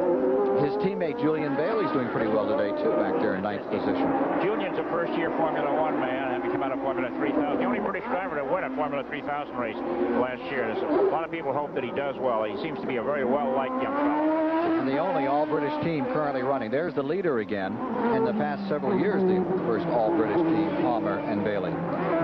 Here's the 3rd place car just went by, Thierry Boutsen, who is a lap down to Ayrton Senna at this time. And I tell you, Palmer's really making ground on, or seems to be making ground on Boutsen. This will be an interesting battle that could evolve. You know, with the majority of the race gone, this could be interesting. So we'll follow Jonathan Palmer. He tries to score for Ken Tyrrell. That'll be a team to watch. Think that somebody with an education like Palmer has and a doctor's degree, been a resident physician in a hospital in England, has given it all up to become a racing driver, Knight of the Roaring Road. There's the 3rd place man, Thierry Boutsen. A lap down to this man, Ayrton Senna, who hasn't put a wheel out of place since we began the Detroit Grand Prix. Coming up, the Pistons and the Lakers. Pistons can wrap it all up this afternoon in Los Angeles. The Lakers, it's a must-win situation. That's next on CBS Live this afternoon. We're in Detroit, and there is Dr. Palmer trying to take a lap back right now from Thierry Boutsen. And if he hadn't come in early to change the nose in that car, imagine what we could have had here. I wonder if Boutsen knows he's a lap down. Oh, I'm sure he does. I'm sure he'd be well informed as exactly where Palmer is. But still interesting to note that Palmer has disposed of him and is getting away. That means that Boutsen's probably in a little bit of trouble, or indeed he's conserving the car because there's only some 7 or 8 laps to go. He knows he's very comfortable in the place he's in. You know, at Monte Carlo, Ayrton Senna had a lead like this. It was breezing along, and he lost his concentration for a moment, hit the guardrail, and Alain Prost went on to win. So it's not over yet. Only time he's lost, and that was when Ron Dennis told him to slow it down just a bit. Remember, that was in Monaco, just back off a little, and that was the one time when it hasn't worked out for him. What about a driver being told to change his rhythm, Al? Does that upset a handicap sometime? I never really used to like being told to do that, because the best guy that's in command of what's going on is the guy in the cockpit. He knows how he's going. He knows whether he's comfortable or not. And I think that you drive your own pace. Now, if you are told to slow down, that can really get into your rhythm. That can upset you. Let's go. The Brazilians are getting into it a little early this afternoon. Carnival may be beginning in Detroit just a tad before the finish. Here's David Hobbs. Standing in the quietly confident confines of the McLaren International pit, and with me is Creighton Brown, one of their directors. Creighton, we were discussing earlier about the monotony of the McLaren domination this year. Do you think that's good or bad for racing, really? Well, it's certainly not bad for us, but David, I suppose, realistically speaking, in terms of good racing, it's probably not such a good thing if it carries on for too long. But historically, looking back over the history of Grand Prix racing, there have been various times in history when a particular team has dominated. One looks back before the war with Mercedes and Auto Union. You look at the times in the 60s and 70s with Lotus. Perhaps you look at ourselves in '84. But I think historically these things don't happen forever. And when you're riding high, as we are at the moment, quite honestly, there's only one way you can go from there, and that's back down again sometime. And we are certainly very well aware that this sport is exceedingly competitive, and we may be dominating at the moment, but I doubt if we'll be there forever. Well, you've obviously got two of the best drivers in the world. How do they get on together? Is there much open rivalry between them? Yes, the relationship between Ayrton and Alain, I'm very happy to say, is first class. I mean, they're both, in my opinion, the two most professional drivers in the world anyway, and I think it's reflected in their relationship. They work together very, very well. They're completely open about sharing information and so on. And this is one of the reasons why we're so competitive at the moment. I make no bones about the fact that we are particularly happy by the way that our two guys are working together. It's very productive. Ayrton today equaled the record of consecutive pole positions by getting 6. And do you think he can get 16 in a season? Do you think he can clean up this season and get all the pole positions this year? I mean, is it possible? Well, I have to say that I've never seen a driver quite as quick as Ayrton when it comes to just a one-lap blinder to get pole position. He seems to have a unique ability to pull just that little bit extra out of the bag, and it's pretty shattering. I see no reason why he shouldn't get 16 pole positions this year. Well, there we see Creighton Brown from McLaren International, quietly confident that his man may get all the pole positions this year, and certainly not wanting to run out of their luck before the 88 season's over.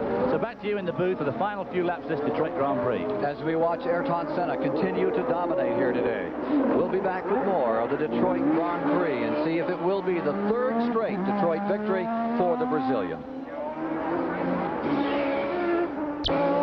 There are 4 laps to go as we're bringing you live coverage of the Detroit Grand Prix, and there you see the leader, Ayrton Senna, who has just let Jonathan Palmer unlap himself by 1. Palmer down 2 laps to the leader, and he blazed by him on the main straightaway as Ayrton Senna has become very conservative in the past few laps. Chris Economaki asked Alain Prost if there was a rivalry between teammate Ayrton Senna and himself. Yeah, it's there, but it's not as hard as everybody could think, because we are part of a very big team, very important team with a big constructor now with Honda, and we don't want to do any mistake, and we don't want to push too much and fight too much, considering that the main thing is, important thing is the team is winning. But then we have a nice fight. I mean, sport fight. At the end of the season, when the championship is at stake, you will fight harder? Yeah, I think so. I think so. That's normal. That's the voice of the man who is challenging Ayrton Senna, the leader, his teammate, Alain Prost. Ron Dennis has said that in practice he expects the drivers to drive for the team, but come Sunday, he says, quote, we expect them to drive for themselves, Alan. He says that motivation and desire to win is something that McLaren pays a lot of money for.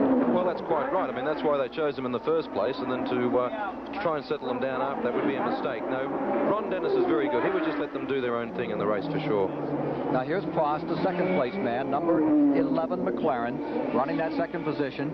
And today it looks like Senna may tie him for wins in the season thus far. He continues at the pace he is now setting. Alain Prost still in second place here in the Detroit Grand Prix. Ayrton Senna slowing down. We're into the last 2 laps, and Senna has really stepped off the pace. He's backed up considerably here, apparently conserving fuel, conserving the car. He had a 55-second advantage over second place man Prost the last lap, and he's willing to give almost all of it up. Well, that's right. He'd give all of it up except for that one last second. I mean, this is a luxury now that he's earned. He may be a little tight on fuel, who knows, but he can now just literally coast home. He's built up that tremendous lead. This was what I was saying earlier on in the broadcast. He went for it, he built up a lovely cushion, and now he can afford the luxury of just literally cruising home. Ayrton Senna, who became the first man to win this race back-to-back the last 2 years, will now put down a pretty formidable challenge for anyone in the future. He pulls it off 3 in a row. One of the reasons he may be running very slowly here is that he's a little concerned about how much fuel he has on board. They've been restricted as to the amount the turbos can carry. They carry considerably less than the normally aspirated cars. Well, that's right. In fact, Prost was disqualified after winning the Italian, or at the Imola. He crossed the finish line, he did his slow down lap, and then they found the car to be underweight. And he figured that if he hadn't have done that slow down lap, he would have used that fuel, and therefore the car wouldn't have been that much underweight. And that's why you'll always find now McLarens, when they cross the finish line, right at the very end, they'll pull up on the side of the track, literally yards past the finish line. 1 lap to go for Ayrton Senna and his 3rd Detroit Grand Prix victory in a row. This brilliant driver, who they say is the driver of this period in Formula One, leading now with a lead that is less than 40 seconds, but it's healthy enough. All he has to do is bring it across. As you know, Alan, from your own experience, there are times when you get to within 300 feet and you come up empty. Absolutely, and you know, really, the idea is to win the race at the slowest speed, not the quickest. There's no prize as to the time he did it in. It's the prize is the trophy when you're there. Well, he's sitting on a lead. He's built up a good cushion here, and now he's trying to bring it home with Boutsen running in 3rd. Thierry Boutsen, De Cesare in 4th. It'll be a great finish for De Cesare. 5th, Jonathan Palmer, a spot from a week back. Martini will score. He's in the 6th position now. Delma is just outside of the top 6 scoring positions in 7th. And Julian Bailey is having an excellent race for Ken Tyrrell as he maintains 8th. Alex Coffey is being shown in 9th. 17 cars have now retired from the event. And here's another one down. Looks like that is Julian Bailey's car that's in trouble.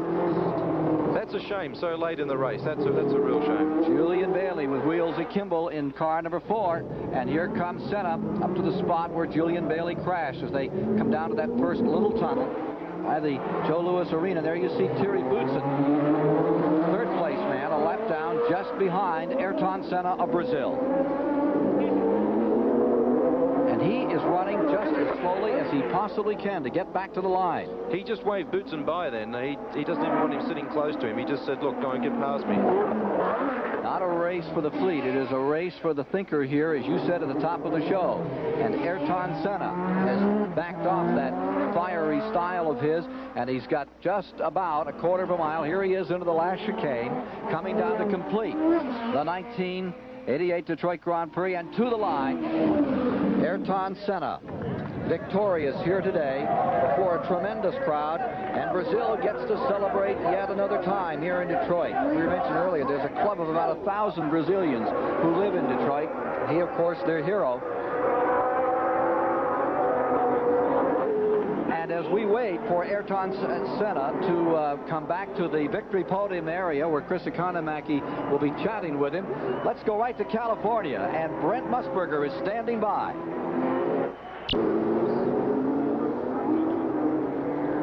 Ayrton Senna, 28 years old from Brazil, has won the Detroit Grand Prix for the 3rd straight time. It marks his 9th victory in Formula One.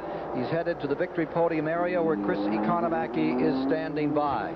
It's going to be some contest coming up this afternoon between Detroit and LA. Not expected to be the walkover that we've seen here, where a 48-second advantage by Prost gives him the victory, or rather by Senna over Prost gives him the victory in the World Championship standings. However, it is Prost leading with 45. Senna now has 33, and Gerhard Berger is 3rd with 18. Thierry Boutsen today picking up some points. He is now tied with Nelson Piquet for 4th at 11, and Michele Alboreto is 6th in the standings with 9 points. Well, here is Ayrton Senna coming to a halt after his brilliant drive here this afternoon. Let's go to Chris Economaki. Okay, the Brazilian bullet is out of his car and flexing his muscles here.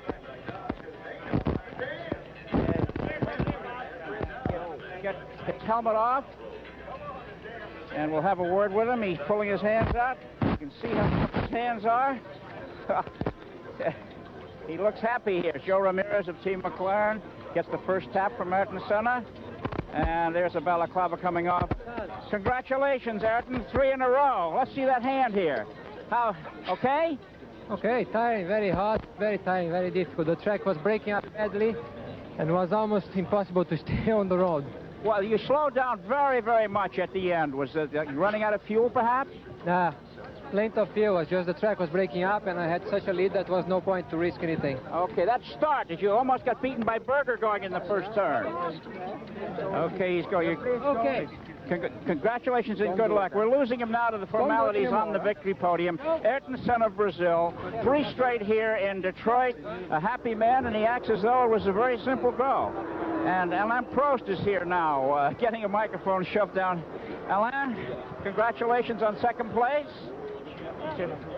The officials here are not interested in having people interview their champions, and Senna is washing his face with some bottled water. There's Terry Boutsen, the 3rd place driver, about to go up on the podium.